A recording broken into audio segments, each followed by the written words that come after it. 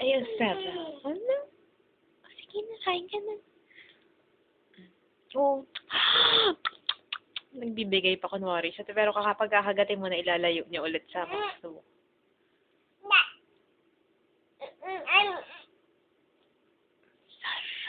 Ano ang sarap?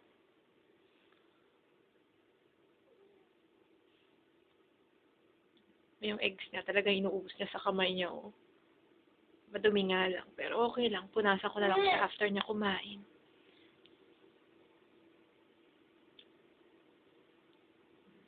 Tama na, baby. Damit mo na yan. O, yan naman na.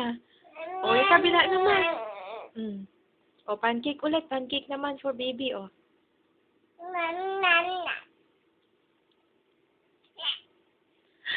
Sarap! Pakasarap. Kasi mas madami siya nakain pag ganito, eh.